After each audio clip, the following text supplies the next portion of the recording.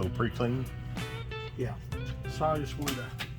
So this is kind of the conditioning belt. You can feel that. Yeah. Like a kind of a rough Scotch Brite. Uh-huh. Those were pretty nice.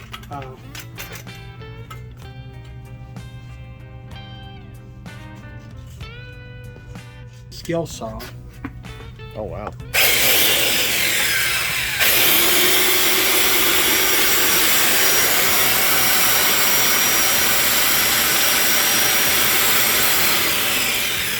That's a good way to see if you can film it. Go ahead and film it.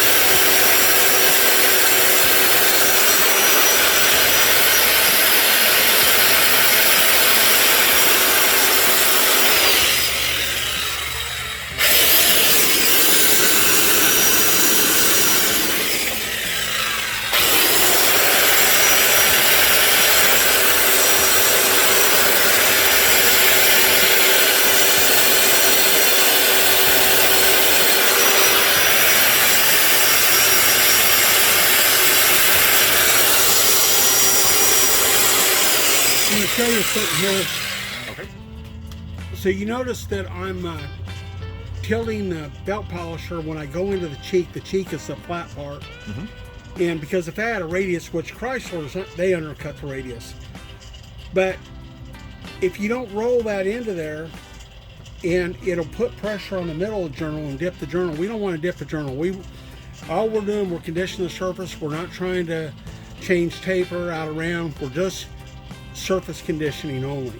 So I'm going to roll that in there, and then you can see that I've shined up the cheeks as well by rolling that in there. So we're going to do this thrust again.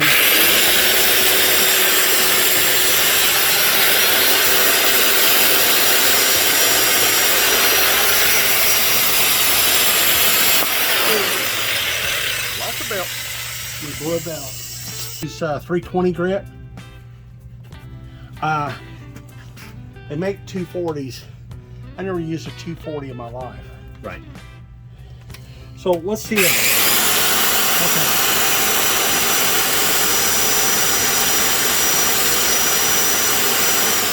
I'm going to be learning my tricks. So the reason I use the wire brush, it helps lift the particles that get embedded in the grit. Yep. You know, it gets like a waxy grease on there, and then the abrasive's not cutting. So we're just going to kind of clean it out. We're not trying to really remove the abrasive. We're just going to try to clean out that waxy grease base. Okay.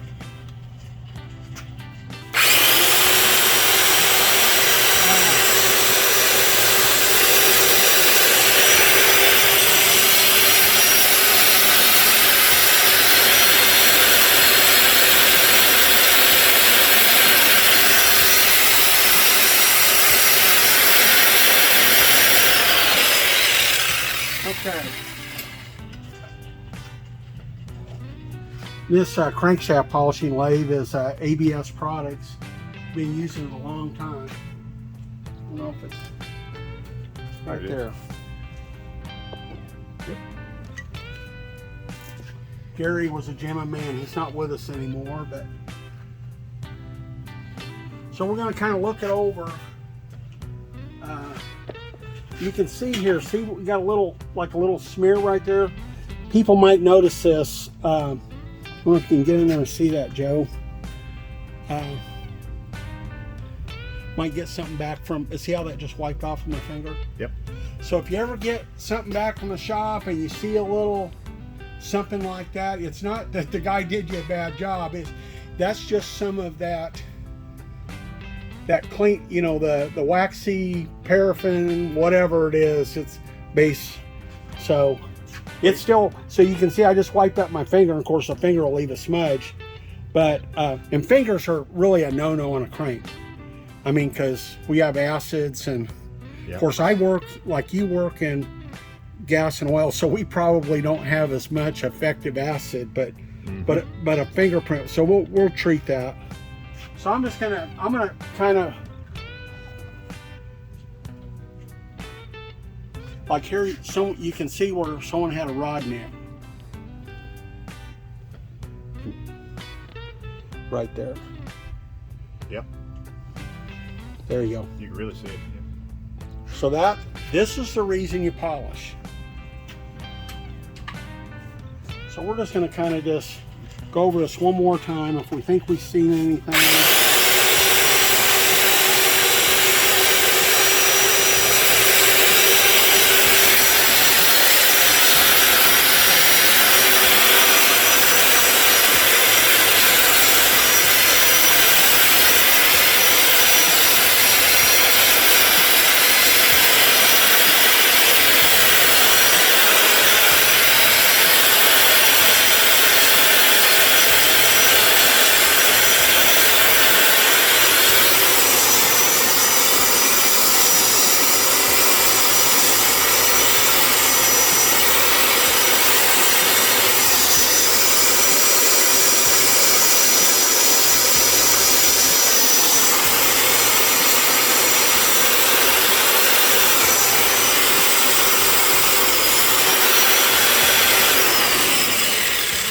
Okay, that might look like I'm letting this rest on the crank and go up and down. Not the case. I'm just like a stroke. I'm following that. I'm only putting enough pressure on there so this belt, as you can see, it's kind of curled up, that belt is flat, making contact all the way across. Nice.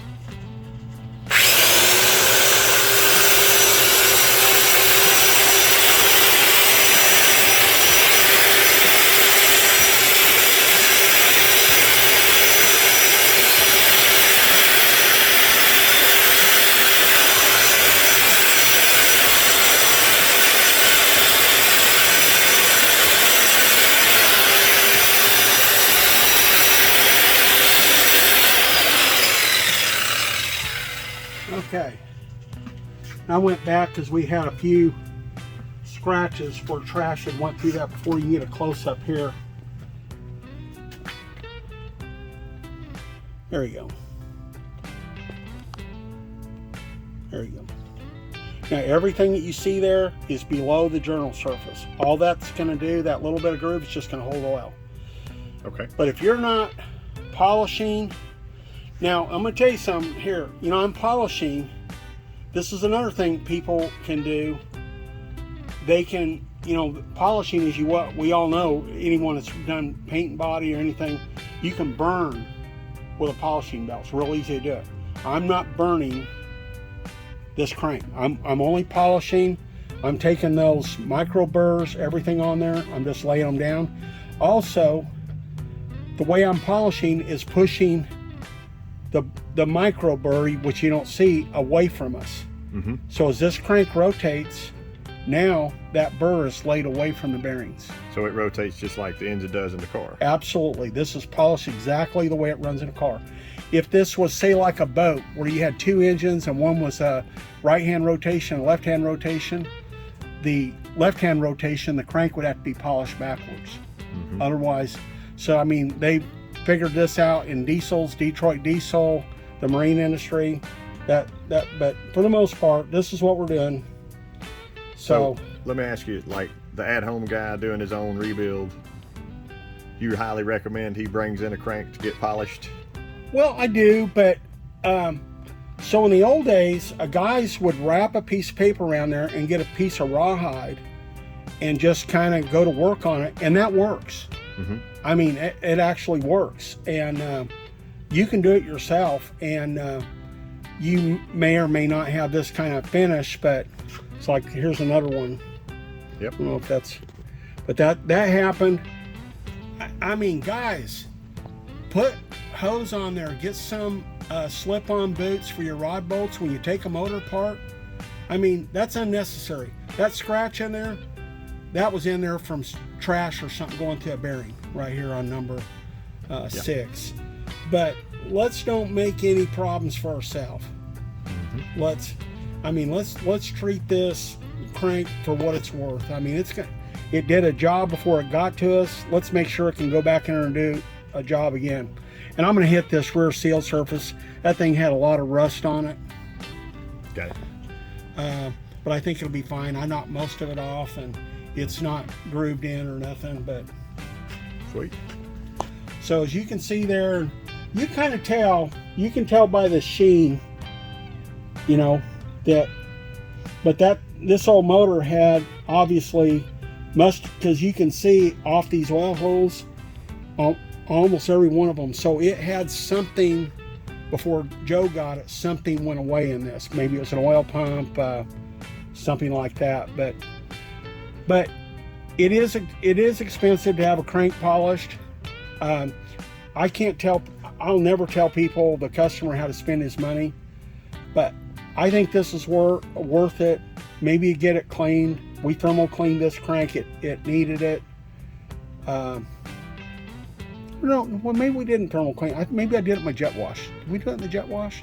I can't remember. And I use someone asked about that. And I use a soap in there. I don't use caustic, so I use a biodegradable, friendly. So I'm going to change belts, and we're going to put a narrow one on, and we're going to do that. Because you don't want to use your crank polishing belt on there, because it messes the sides of your belt up. Then it messes it up for polishing your journals. Okay. So don't mess up the belts. Don't break them either, Ed. Okay. I just want to try this.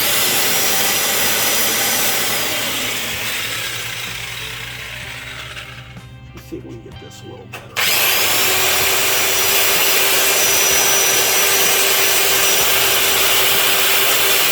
You might see them sparks coming off there.